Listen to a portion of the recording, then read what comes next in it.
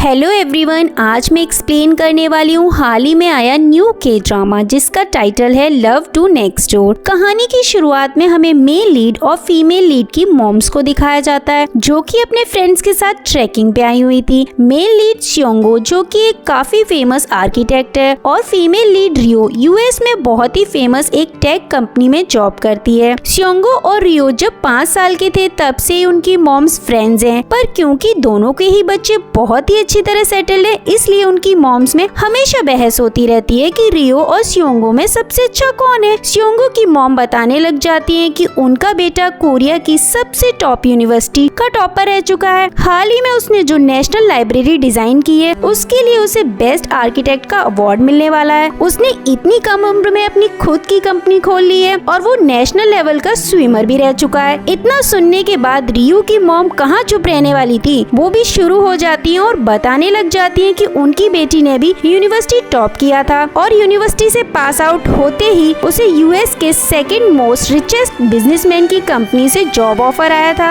अब इन दोनों की बहस को उनकी फ्रेंड्स इतनी बार सुन चुकी थी कि उनको मुंह जुबानी सब कुछ याद हो गया था, इसलिए वो उन दोनों को छोड़कर आगे जाने लगती हैं और वेट करने लगती हैं कि आज की बहस में कौन जीतेगा। इसके बाद हमें अवार्ड फंक्शन का सीन दिखाया जाता है जहाँ पे स्योंगो को अवार्ड मिलने वाला था लेकिन वो अभी तक यहाँ नहीं पहुँचा था, इसलिए उसकी कंपनी का सीईओ म्योंगो और एक एम्प्लॉय उसके लिए चिंता कर रहे थे। इधर स्योंगो एक फ्यूनरल डायरेक्टर के साथ बात कर रहा होता है जहाँ वो उन्हें बताता है कि वो एक मेमोरियल पार्क डिजाइन करना चाहता है जहाँ लोग अपने मरे हुए फैमिली मेंबर्स फ्रेंड्स की मेमोरीज को याद करने के लिए आया करेंगे। डायरेक्टर को उसका ये आइडिया बहुत ही अच्छा लगता है। इधर अवार्ड का टाइम होने ही वाला होता है इसीलिए म्योंगू उसे कॉल करता है। तभी वहाँ ठीक अनाउंसमेंट से पहले स्योंगो वहाँ पहुँच जाता है और अवार्ड रिसीव करता है, जिसके बाद ही तुरंत वह अपने काम के लिए निकल जाता है। इधर रियो की मॉम अपने फ्रेंड्स को रियो की शादी का इनविटेशन कार्ड देती हैं। 1 महीने बाद रियो की शादी होने वाली थी इसीलिए उसकी मॉम बहुत ही ज्यादा हैप्पी थी। उसकी मॉम की सारी फ्रेंड्स उसको कांग्रेचुलेट करती हैं। वहीं हम इधर रियो को देखते हैं जो कि आज बिना किसी को बताए साउथ कोरिया आ गई थी। उसे पिक करने उसकी बेस्ट फ्रेंड मोयुम आती है जो कि एक पैरामेडिक थी। तो इतने सालों बाद दोनों मिलकर बहुत ही ज्यादा खुश होते हैं। रियो काफी साल बाद आई थी इसीलिए उसकी लोकेलिटी में काफी कुछ बदल गया था। रियो यहाँ का खाना बहुत मिस कर रही थी इसीलिए दोनों राइस केक खाने के लिए हाई स्कूल टाइम में जिस रेस्टोरेंट में खाते थे वहाँ जाते हैं, जहाँ दोनों अपने पुराने दिनों की बात करते हुए खाना खाते हैं। लेकिन तभी शॉप में रियो का भाई आ जाता है इसीलिए रियो जल्दी से साइड में घूम जाती है और उससे छिपने लगती है और मोयुम को भी छुपने के लिए कहती है। उसके भाई के जाने के बाद मोयुम उससे पूछती है कि आखिर तुझे हुआ क्या है, अपने भाई से क्यों छुप रही थी। इस पर रियो बहाना कर देती है कि वो अपनी फैमिली को सरप्राइज देना चाहती है। इसमें वो मोयुम को हेल्प करने के लिए कहती है। फिर दोनों घर को सजाने के लिए बलून्स वगैरह साथ लेकर आने लगती हैं और मोयुम को एक इमरजेंसी केस के लिए कॉल आता है इसलिए उसे रियो को छोड़कर जाना पड़ता है, जिससे रियो तो अकेली पड़ जाती है और अब उसे अपनी फैमिली के सामने आने से डर लग रहा था क्योंकि रियो ने कुछ तो गड़बड़ किया था। फिर भी वो हिम्मत करके घर की ओर जाने लगती है। रास्ते में वो एक जगह रुकती है जहाँ बचपन में एक सोना हुआ करता था, जहाँ बचपन में रियो और स्योंगो की मॉम्स इन दोनों को बाथिंग के लिए ले जाया करती थी। इसके बारे में याद करके रियो तो काफी एम्बैरेस हो रही होती है। तभी पीछे से स्योंगो आता है, उससे पूछता है कि कौन हो तुम। दोनों एक दूसरे को इतने सालों बाद देखकर थोड़ा हैरान होते हैं। स्योंगो पूछता है तुम यहाँ क्या कर रही हो। रियो कहती है तुम्हें क्या, मैं कुछ भी करूँ। स्योंगो कहता है कि तुम मेरी जमीन के ऊपर खड़ी हो। रियो तो उसकी बातों को मजाक में उड़ा देती है।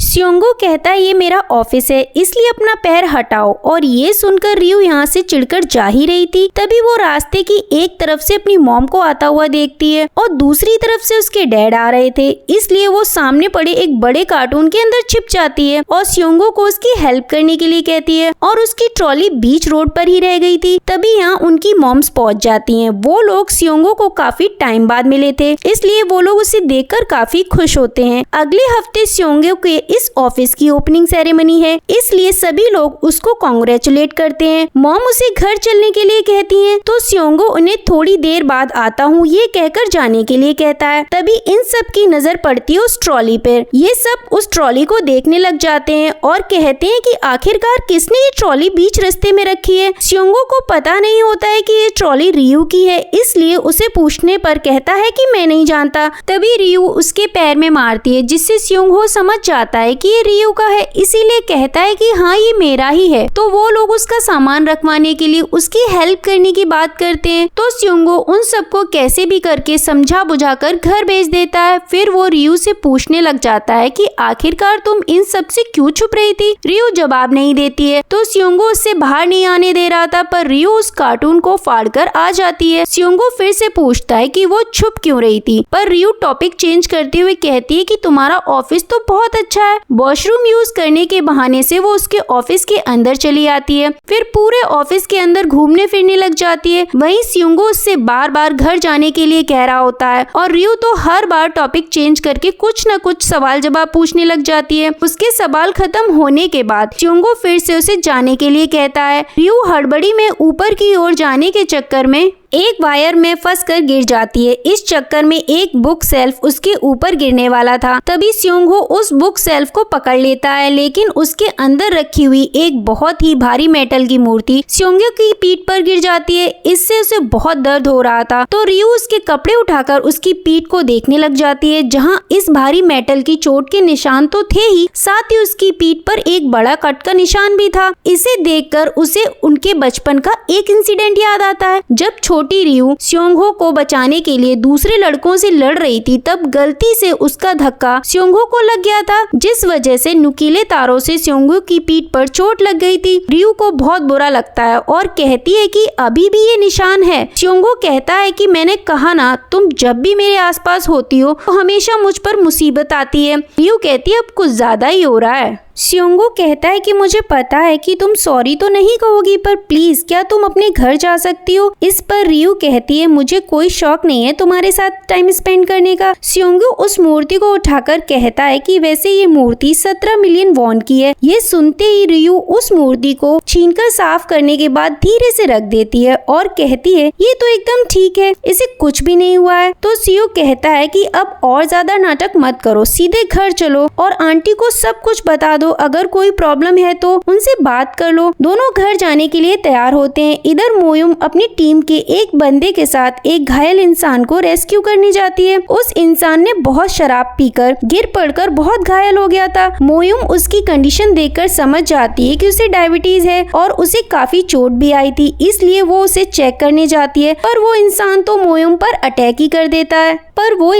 मोयुम पे ही चिल्लाने लग जाता है, उसे अकेला छोड़कर जाने के लिए कहता है। मोयुम को ऐसे इंसानों को टैकल करना अच्छी तरह आता था, इसलिए वो उसे चुपचाप से हॉस्पिटल चलने के लिए कहती है और ये शराबी तो एक बोतल तोड़कर उन्हें डराने लग जाता है। तो आसपास के सभी लोग डर के पीछे हटने लगते हैं और मोयुम उसे शांत कराने लगती है, लेकिन वो शराबी तो अटैक भी कर सकता था। तभी यहाँ एंट्री होती है सेकंड मेन लीड कांग दे हो की, जो अपने आप को रेड बेल्ट बताकर शराबी से लड़ने लग जाता है, मगर खुद ही उसके सामने फिसलकर गिर जाता है। और तभी मोयुम उसे एक जोरदार किक मारती है, इससे बोतल और शराबी दोनों ही नीचे गिर जाते हैं। तब वो शराबी को प्यार से हॉस्पिटल चलने के लिए कहती है और अब वो डर के मारे मान जाता है। दोनों को भी हाथ में चोट लगी थी। मोयुम भी उनके साथ हॉस्पिटल जाती है। इधर स्योंगहो और रियो दोनों साथ में अपने अपने घर की ओर जा रहे थे, क्योंकि दोनों का घर एक ही डायरेक्शन में था, क्योंकि दोनों का घर आमने सामने था। रियो सामने एक डिलीवरी बॉय के हेलमेट को देखकर कहती है क्या वो बंदा मुझे अपना हेलमेट देगा। स्योंगहो कहता है तुम्हें हेलमेट क्यों चाहिए, सामने ही तो हमारा घर है। पर रियो को पता था कि आज उसके घर में उसे मार तो पड़ने वाली है, इसीलिए वो यहीं से अपनी ट्रॉली से सारे मोटे कपड़े निकालकर पहन लेती है, ताकि उसकी पिटाई भी हो तो उसे कम लगे। स्योंगहो तो उसे पूरे रास्ते चढ़ाते हुए आता है, फिर उसके घर के सामने उसे छोड़कर जाने लगता है। तो रियो उसे पंच मारने के लिए कहती है, ये चेक करने के लिए कि इतना सब कुछ पहनने के बाद भी उसे दर्द होगा या नहीं। स्योंगहो मना कर देता है। इस पर रियो कहती है कि आज मैं बहुत बड़े खतरे में पड़ने वाली हूँ, इसलिए क्या तुम मेरे साथ रात को रुकना चाहोगे, बोलकर उसको साथ रहने के लिए मनाने लग जाती है। स्योंगहो उससे दूर भागने लग जाता है और पूछता है कि आखिरकार तुमने किया क्या है जो तुम इतना डर रही हो।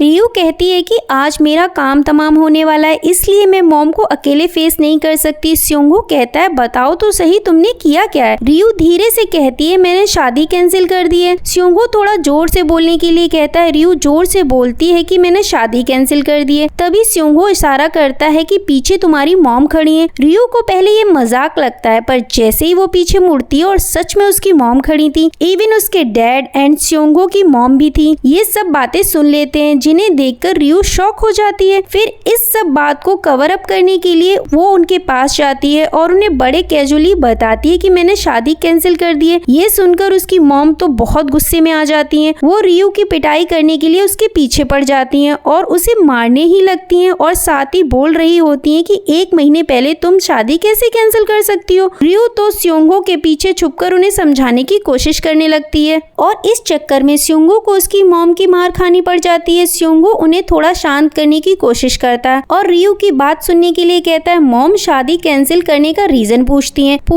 क्या उस जुन ने शादी करने से मना कर दिया है? क्या उसने तुम्हें चीट किया है? अगर ऐसी बात है तो मैं खुद जाकर उसे सबक सिखा कर आऊंगी। पर रियू कहती है कि उसकी कोई गलती नहीं है, गलती मेरी ही थी। जो सुन लोग हैरान हो जाते हैं। उसकी मॉम कहती है फिर क्या तुमने उसे चीट किया है? ये बोलकर फिर से उसे मारने लग जाती है। बेचारे स्योंगहो को फिर से उनकी मार खानी पड़ती है। ये देखकर रियू के डैड उनके बीच आकर उन्हें रोकते हैं और एक बार रियू की पूरी बात सुनने के लिए कहते हैं। फिर रियू कहती है कि मैं पूरी बात बताऊंगी, उससे पहले मुझे प्रॉमिस करिए कि आप मुझे नहीं मारेंगी। मैं जो भी कहूँ उसके बाद मॉम प्रॉमिस करती है। तो रियू कहती है एक और बात है जो मुझे आपको बतानी है कि मैंने अपनी जॉब भी छोड़ दी है। ये सुन अगेन इन सबको झटका लगता है और मॉम फिर से उसके पीछे पड़ जाती हैं। उसे डांटते हुए कहती हैं तुमने इतने साल मेहनत करके पढ़ाई की और इतनी अच्छी जॉब को तुमने क्यों छोड़ दिया? तो मॉम की डांट और पिटाई से बचने के लिए रियू स्योंगहो का हाथ पकड़कर यहाँ से भागने लग जाती है और उसकी मॉम भी काफी दूर तक उनके पीछे भागती हैं, पर वो ज्यादा दूर तक नहीं जा पाती हैं। ये दोनों भागते हुए काफी दूर चले आते हैं, जहाँ दोनों थककर एक बेंच पर बैठे होते हैं। तो स्योंगहो उससे अचानक जॉब छोड़ने का रीजन पूछता है। रियू कहती है कि पिछले 10 सालों से कंप्यूटर के सामने बैठकर काम करने से मैं थक गई हूँ, इसलिए छोड़ दिया। तुम जानते हो मैंने कितनी मेहनत से पढ़ाई की थी। ग्रेजुएट होने के बाद ही मुझे जॉब ऑफर आया, इसलिए मैं सीधे यूएस चली गई। इतने साल लगातार काम किया एक अनजान देश में,